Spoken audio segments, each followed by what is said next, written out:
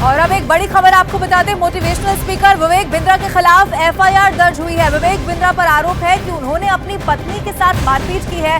मामूली विवाद में पत्नी के साथ मारपीट करने के मामले में मोटिवेशनल स्पीकर विवेक बिंद्रा के खिलाफ नोएडा के सेक्टर 126 थाने में मामला दर्ज हुआ है।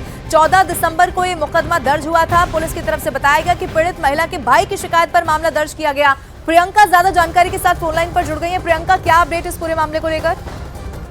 देखिए, इस पूरे मामले में जिस तरीके से विवेक बिंद्रा की जो पत्नी थी, उनके भाई ने मामला दर्ज करवाया था, एफआईआर उस पर हो चुकी है और विवेक बिंद्रा पर इस पर एक्शन भी लिया जाएगा। साफ तौर पर जो कंप्लेंट दायर की गई उसमें ये बताया गया कि दरअसल झगड़ा जो है वो विवेक बिंद्रा और उनकी मां के बीच हो रहा था, जिसमें बीच बचाव करने के लिए विवेक बिंद्रा की जो पत्नी है वो पड़ी और उनके साथ उसके बाद मार पिटाई की गई, जिसका इल्जाम लगाया गया है और वीडियोज और फोटोज भी रिलीज किए गए हैं लड़की की तरफ से। ऐसे में फिलहाल एफआईआर दर्ज हो चुकी है और ऐसे में माना जा रहा है कि विवेक बिंद्रा पर भी कोई एक्शन जल्द हो सकता है। बिल्कुल प्रियंका, आप नजर बना के रखेगा, कोई अपडेट होगा तो एक बार फिर से आपका रुख करेंगे। फिलहाल बहुत शुक्रिया तमाम जानकारी के लिए।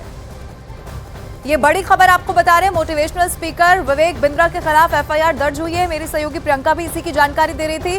विवेक बिंद्रा पर आरोप यह है कि उन्होंने अपनी पत्नी के साथ मारपीट की है और बाकायदा उनकी पत्नी ने इसके जो फोटोज वीडियोज हैं वो भी थाने में दे दिए हैं। मामूली विवाद और पत्नी के साथ मारपीट की और इस मामले में मोटिवेशनल स्पीकर विवेक बिंद्रा, जिनकी तस्वीर इस वक्त आपके टीवी स्क्रीन पर हम आपको दिखा रहे हैं, इन्हीं के खिलाफ नोएडा के सेक्टर 126 थाने में मामला दर्ज हुआ है।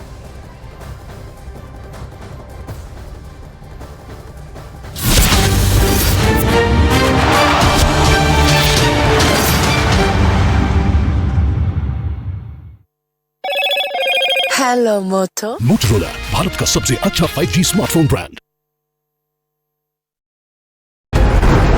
सड़क के मोड़ पर जानबूझकर इस हमले को अंजाम देने का प्लान बनाया था, क्योंकि मोड़ होने की वजह से गाड़ियों की रफ्तार वहां धीमी हो जाती है।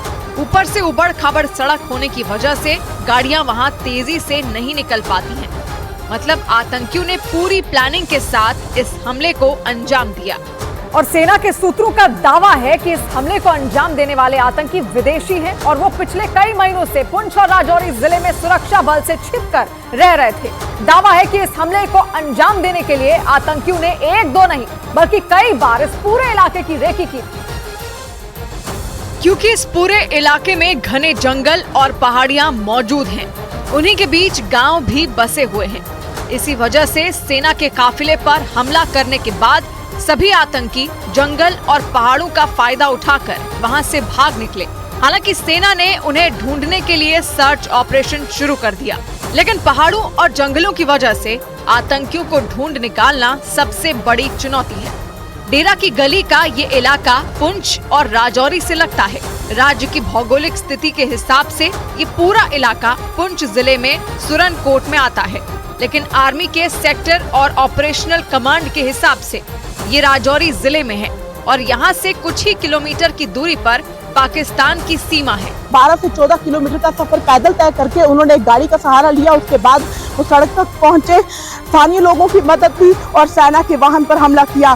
पहाड़ियों में छिपकर आतंकियों ने सेना की गाड़ी पर ताबड़तोड़ गोलियां बरसाई थी। अंधाधुंध फायरिंग की वजह से उन दोनों गाड़ियों में कई जगह गोलियों के छेद दिखाई दिए। जवानों के खून से वहाँ की जमीन तक लाल हो गई थी।